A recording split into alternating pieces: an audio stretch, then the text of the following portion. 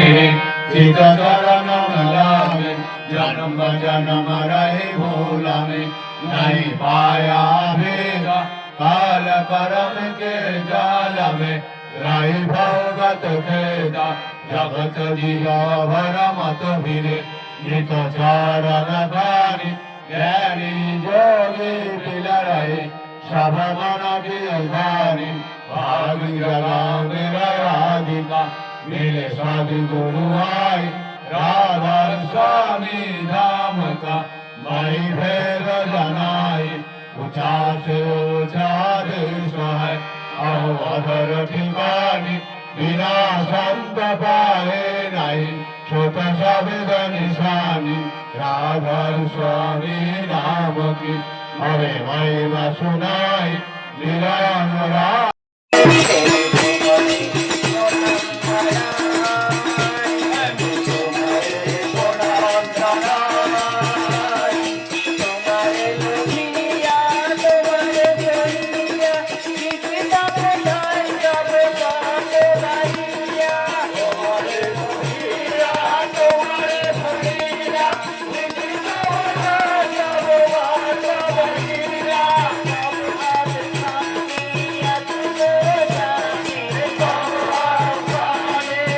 Thank you.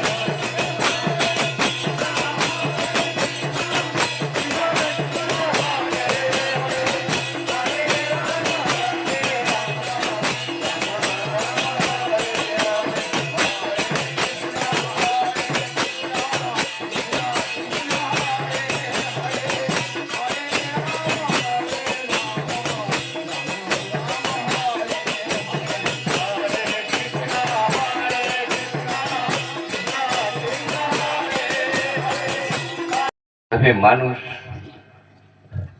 সারা আঙিনা ভরিয়ে তুলেছেন তা দেখে মনে হচ্ছে আমি না এলে একটা বড় কিছু মিস করতাম। শ্রদ্ধেয় শিবুদা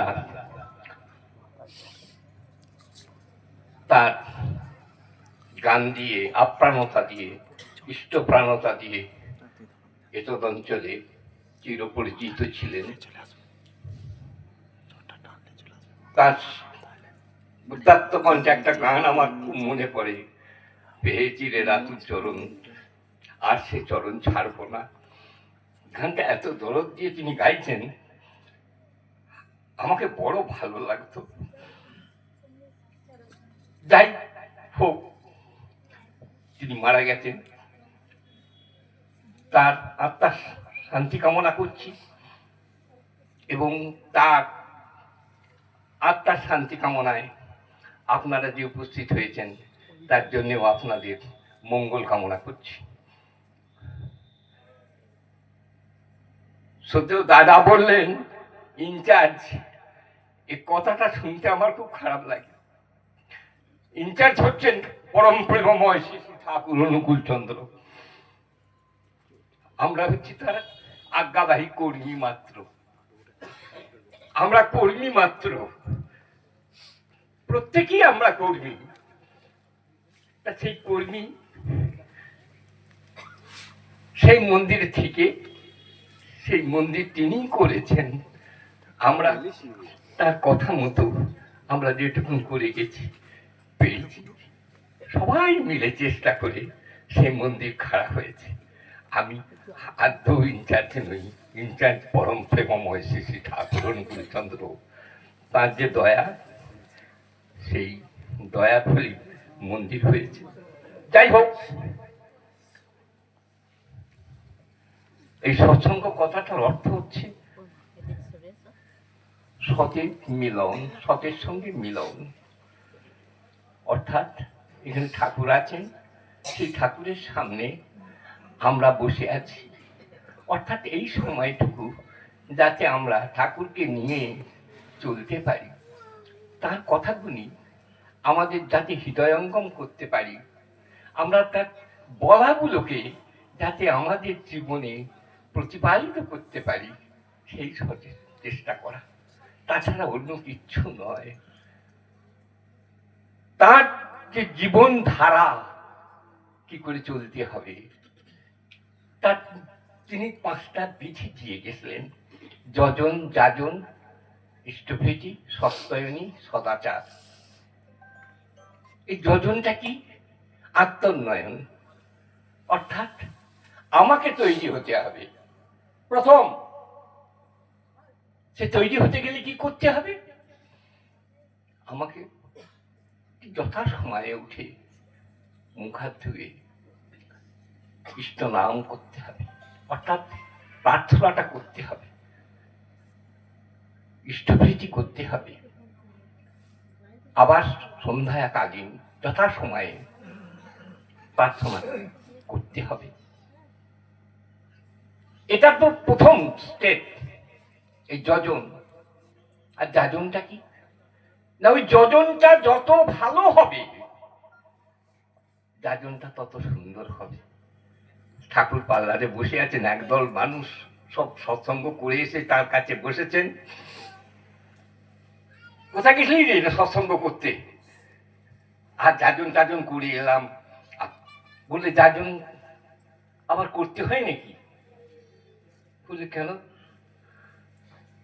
বলে তোমার যদি যজন ঠিক থাকে, তোমার চলা বলা করা যদি ঠিক থাকে, তাহলে তা দেখি মানুষ আকৃষ্ট হয়ে পড়বে তোমাকে দেখেই।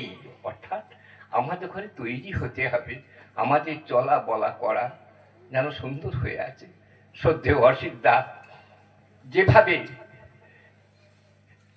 মেলকি সৎসঙ্গ কেন্দ্রে যে উৎসব হয়ে গেল, তার দল বল নিয়ে যেভাবে তিনি সাহায্য করেছেন, তার জন্য কৃতজ্ঞতার আমাদের শেষ নেই। দারবাটিনী উৎসবে তার ভাই আমরা আমরা এসেছিলাম। এই যে পারস্পরিকতা, এটাকে কিন্তু আমাদের রক্ষা করে চলতে হবে, তাহলে একটা হৃদবন্ধন গড়ে উঠবে। আমি তো রাত্রিতে বেরোতে পারি না, স্নেহের ছেলেটা আমাকে বললে বাবা চলো আমি চাকরি নিয়ে যাবো তোমায়, কিন্তু পারছিল না। এই 20-25 দিন আগে সে চোখে দেখতে পাচ্ছিল না। আচার্য দেবের কৃপায় কলকাতায় অ্যাপেলোতে দেখাতে গেলেন, বললে 7 লাখ টাকা লাগবে, তাতেও ভালো হবে কিনা সন্দেহ আছে। চোখে কিছু হয়নি, সমস্যা। চলে গেলাম ব্যাঙ্গালোরে। সেই ব্যাঙ্গালোরে গিয়ে 15 দিন ওখানে থেকে সম্পূর্ণ সুস্থ হয়েছে, এখন বাড়ি এসেছে। সব সময় দেখতে পাচ্ছি খাচ্ছে, খাওয়াটা কন্ট্রোল। এবং এমনকি ভোরবেলা ওই রামেশাপুর থেকে মেলকি মন্দির 3 মাইল হেঁটে সে প্রার্থনা করতে যায়, আবার হেঁটে বাড়ি আসে। তাই এই ঠাকুরকে ধরে থাকলে আমাদের সবটাই লাভ। তাই সকলকে বলবো ঠাকুর ধরে থাকুন। আর নামটা, ইষ্টবৃত্তিটা নতুন কিছু নয়।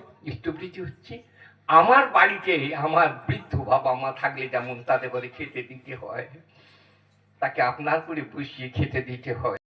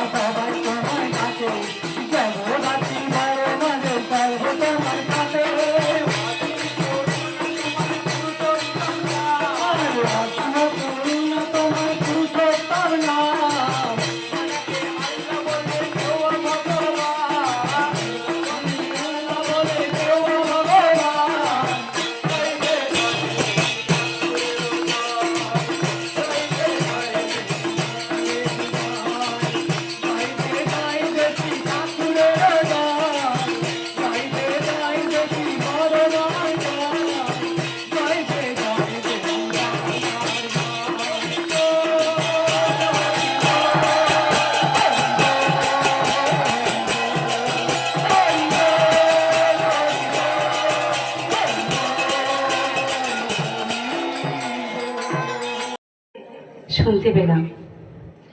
পরম পূজ্যপাদ শ্রী শ্রী দাদা বলছেন, ভালোবাসে মানে ভালোতে বাস করা। ঠাকুর যেখানে থাকেন সেখানে সকলে আনন্দে থাকে, দুঃখ থাকে না।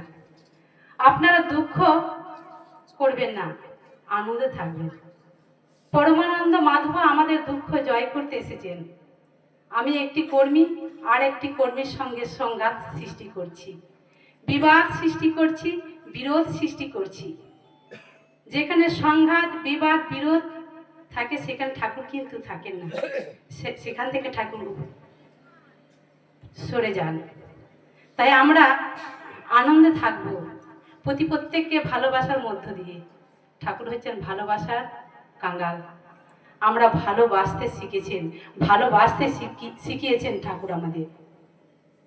এক জায়গায় ঠাকুর বলছেন, যে স্ত্রী স্বামীর দুঃখ কষ্ট বা ব্যথায়, যে নারী প্রাণ অস্থির হয়ে ওঠে না, দেহ মন প্রাণ ঢেলে যে স্ত্রী স্বামীকে সুস্থ স্বাস্থ্য উন্নত করার কাজে আত্মনিয়োগ করে না, সে নারী প্রকৃতপক্ষে স্ত্রী হবার উপযুক্তই নয়। এমন নারী ঘরে থাকলে পুরুষের জীবনে হতাশপূর্ণ হয়ে ক্ষয়ের দিকে এগিয়ে চলে। পরম দয়াল ঠাকুর আমার বাণীর মধ্যে বলছেন, স্বামীর ব্যথায় বুক ফাটে না, চমকে না তো মন, হৃদয় উজাড় করে জানায় তার স্বার্থ প্রতিষ্ঠাতে, বুক দিয়ে যে করে না কো স্বামীর সম্পূরণ। এমন নারী যাহার ঘরে আপদ তার কি কভু সরে, ছলে ছলে ছাড় খাড়ে যে হতাশে ডুবে মন। নারী যাকে স্বামী বলে গ্রহণ করবে, তার জীবনে প্রিয় পরম বলে যদি কেহ না থাকে তাহলে মুশকিল ব্যাপার। কারণ মানব সমাজের নেতৃত্বকে অধিকারের ক্ষেত্রে স্বামী বিবেকানন্দ বলেছিলেন শিরদার্থ নেতা। অর্থাৎ একজনের কাছে যে শির নত করেছে সেই তো নেতা হতে পারে। সেইরূপ বিবাহের ক্ষেত্রে শাস্ত্রের বিধি হচ্ছে, যে পুরুষের জীবনে স্বামী বা ইষ্ট বলে স্বীকার করেছে সেই পুরুষই নারীর পরিপূর্ণভাবে স্বামী হবার যোগ্য। স্বামী মানে সেই আমি, যার ভিতরে নিজেকে হারিয়ে সার্থক জীবন লাভ হয়। তাই ঠাকুর বলছেন, সৎ স্বভাবের পরাণ পাগল, সেই তরে তোর বর, সব দিকে তোর শ্রেষ্ঠ হলে তারই বরণ কর। আমার শ্রদ্ধেয়া কাকা, তিনি চলে গেছেন আমাদের চোখের আড়ালে। আমি তার বহু সঙ্গ করেছি ছোটবেলা থেকে। ধাপধারা যোগচাঁদ, সেখানে এই সাইকেলে করে গেছি। ভাবতে পারেন এখনকার ছেলেরা এত সাইকেল জার্নি করতে পারে? কিন্তু না, সেই কাকার পিছনে বসে আছেন কাকিমা, আমার বাবা সাইকেলে করে চেপে আছেন, আমি বসে আছি। এইভাবে ঠাকুরের ইষ্ট আলোচনা করতে করতে এই ধাপ দ্বারা যোগ চাল ওই কত দূর আমরা সাইকেলে করে গেছি। এমন ভক্ত প্রাণ মানুষ, তিনি আমাদের চোখের আড়ালে চলে গেছেন, কিন্তু রেখে গেছেন তার চলতে বলেছেন, সুস্থনি ব্রত অবলম্বন করে চলতে বলেছেন। অনেক পরিবার আছে এখনো সুস্থনি ব্রত গ্রহণ করেনি। ঠাকুরের দীক্ষা নিয়ে আমাদের করণীয় কি সেটা আমরা বুঝতে পারছি না। ঠাকুরের দীক্ষা নিয়ে আশীর্বাদ মানে তো অনুশাসনবাদ, সেই অনুশাসনবাদ গুলো আমাদের মেনে চলতে হবে।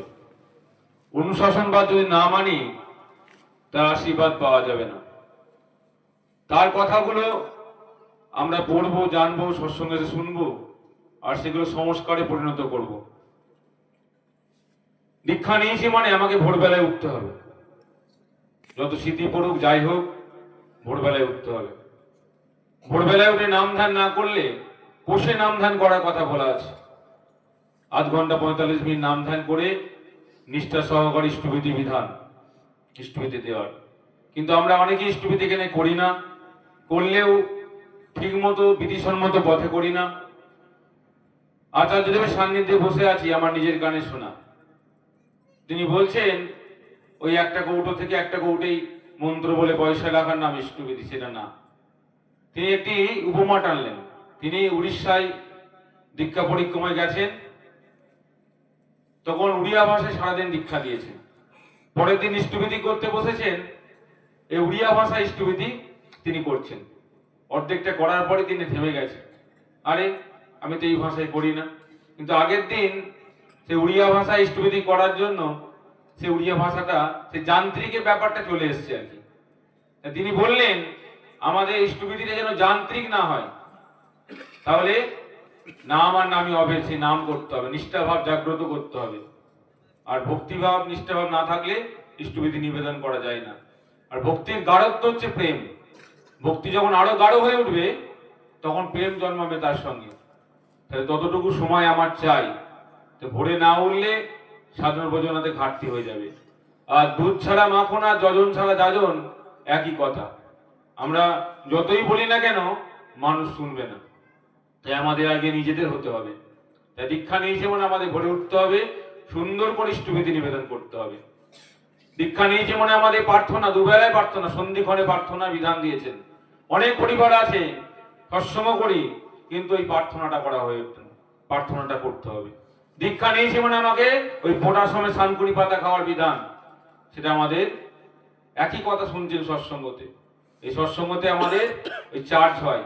আমরা দেবঘরে গিয়ে যেমন চার্জ পাই, এখানে ঠাকুর সূক্ষ্ম শরীরে আছেন, আমাদের একই কথাগুলো আবার পুনরাবৃত্তি ঘটে। আমাদের যারা যেটা করি না সেটা আমি নিজের অনুভব করি, আমার তো এটা হয়ে ওঠে না। অতিরিক্ত দ্বারা কোনো কথা বললেন সেটা আমার তো করে হয়ে উঠছে না। তাই কাল থেকে চেষ্টা করতে হবে সেইভাবে চলা। দীক্ষা নিয়েছে মানে আমার বাবা মাকে প্রণাম করতে হবে, কারণ আরাধ্য দেব পিতা এবং মাতা, তিনিও সন্তুষ্ট হবে না যদি বাবা মাকে শ্রদ্ধা ভক্তি না করতে পারি। শুধু আমি না, বাড়ির প্রতিটা প্রত্যেকে ছোটদেরকেও সেই শেখাতে হবে। দীক্ষা নিয়েছে মানে আমাকে চলাফেরায় জপ করতে হবে। দীক্ষা নিয়েছে মানে আবার সন্ধিক্ষণে আবার যখন সন্ধ্যাক্ষণে সে উপস্থিত হবে, আমি যেটাই থাকি না কেন, যেটাই থাকি সোসনা বেহুশ করতে সান্ধ্য প্রার্থনা, হবেই তাদের কর্ম নিপুণ শক্তি বা বিবর্ধনা। আমাদের শক্তিগুলো বেড়ে ওঠে। আমরা এই ঠাকুর জগতে অনেক রকমের মানুষ দেখি। এই জগতে কেউ তাকে ভালোবেসে তাকে চায়, আবার কেউ তার থেকে চায়। দুটো কথার মধ্যে তফাৎ আছে। কিন্তু অনেকে আমরা লোভের বশে দীক্ষা নিয়েছি, হয়তো আমার বাড়িটা হয়ে যাবে, গাড়িটা হয়ে যাবে, ছেলের বিয়ে হয়ে যাবে, মেয়ের বিয়ে হয়ে যাবে, চাকরি হয়ে যাবে, বিভিন্ন ভাবে আমরা লোভের বশে আমরা অনেক সময় দীক্ষা নিয়ে থাকতে পারি।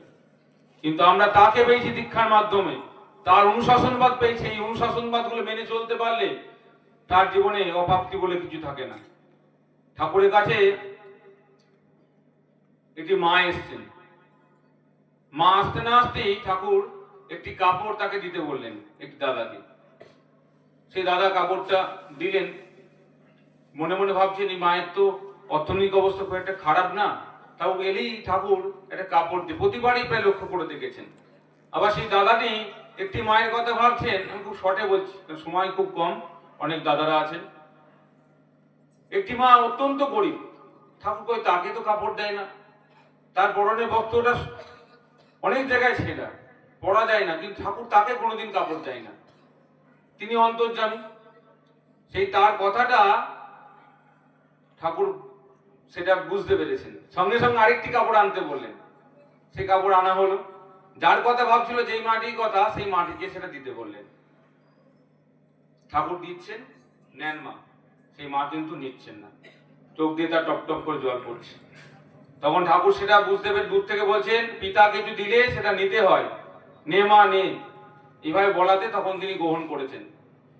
সেই দাদা কাছে আসতেই ঠাকুর বলছেন, কেউ আমার থেকে চাই, কেউ আমাকে চাই।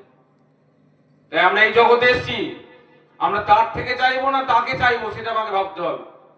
আমাদের উদ্দেশ্য যদি তিনি হন, তিনি যদি আমাদের প্রিয় পরম হন, বাবা মা ভাই বোন আত্মীয় স্বজন সবাই আমার প্রিয়, আর তিনি হচ্ছেন প্রিয় পরম, তাকে সিংহাসনে বসাই বাড়িতে। প্রিয় পরম মুখে বলা তো সোজা, কিন্তু দেখবেন আমার যে বাড়ির ছোট্ট সদস্য, তার জন্য আমি অহরহ করে চলেছি, সারাদিনে অজস্র খরচা করেছি। আর তার জন্য ইষ্টবিধি কতটা করি, নিজেকে নিজে কোশ্চেন করবেন।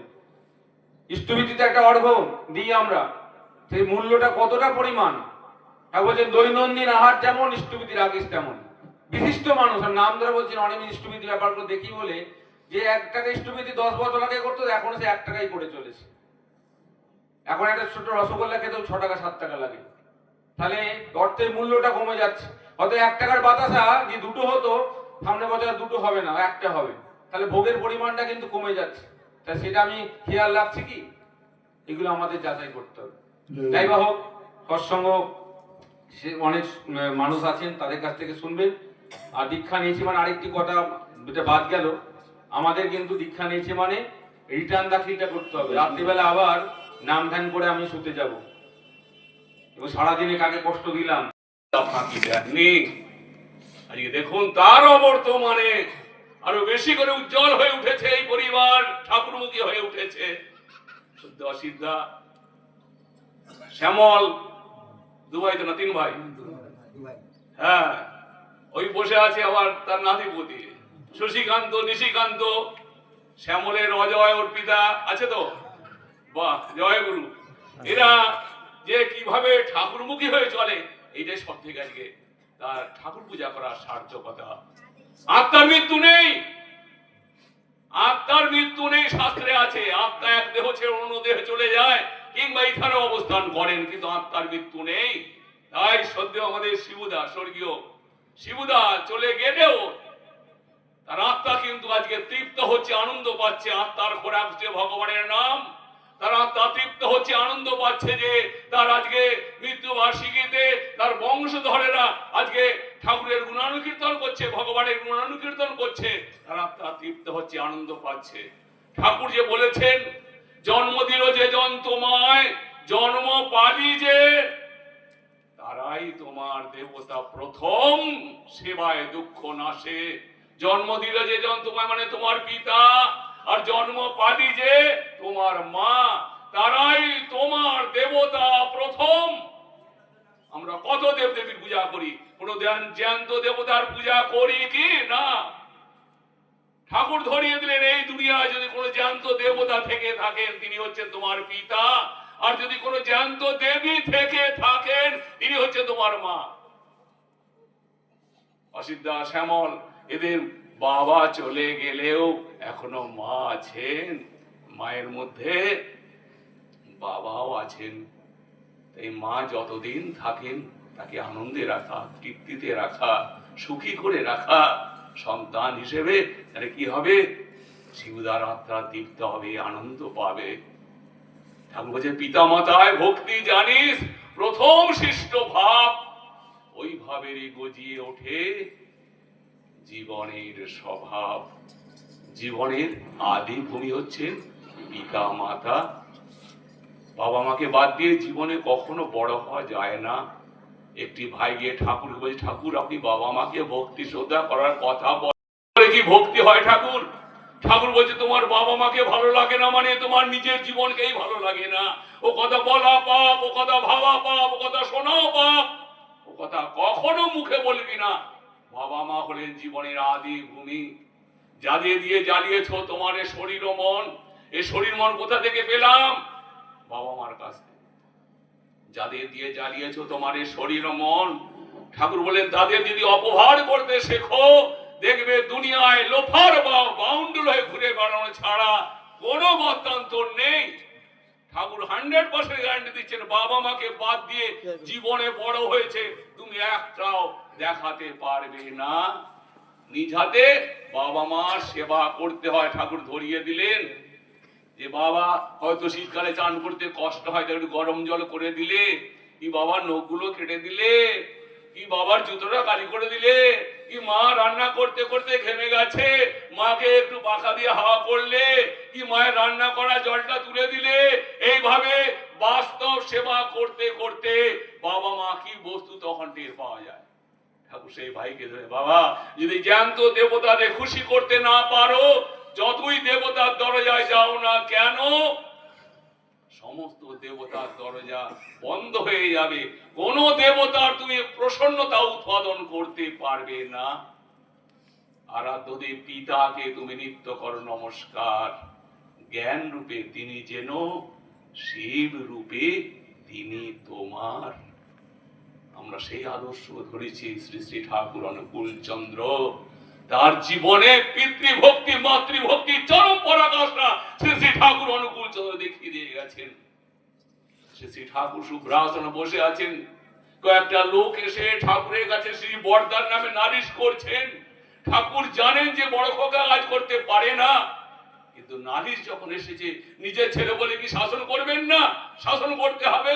শ্রী বরদা এসে ঠাকুরকে প্রণাম করার সঙ্গে সঙ্গে ঠাকুর পায়ের জুতো খুলে শ্রী বরদাকে মারতে শুরু করে দিয়েছেন। একা দুগা নয়, মারতে মারতে মারতে মারতে ঠাকুর প্রচন্ড ক্লান্ত হয়ে পড়েছেন, দর দর করে ঘাম বেরোচ্ছে তার। শ্রী বরদা কি করলেন? ঘর থেকে একটা চেয়ার নিয়ে এসে ঠাকুরকে দিলেন। ঠাকুর সেই চেয়ারে বসে হাঁপাচ্ছেন, কষ্ট হচ্ছে। শ্রী বরদা কি করলেন? ঘর থেকে একটা পাখা নিয়ে এসে ঠাকুরকে হাওয়া করছেন। চিত্রখানা ভেবে দেখুন তো, পিতা পুত্রকে প্রহার করেছে, আর পুত্র পিতাকে চেয়ারে গিয়ে দিয়েছে, আবার পাখা নিয়ে হাওয়া করছে। এমন তো দুর্লভ দৃশ্য যেটা শুনলেও পূর্ণ হয়। আমরা তো বাবা মাকে নিয়ে চলি, আমরা কেমন ভাবে চলি? বাবা মা যদি আমার প্রতি খারাপ আচরণ করেন, তখন ভেবে নি বাবাকে উপযুক্ত শিক্ষা দিতে হবে, মাকে উপযুক্ত শিক্ষা দিতে হবে।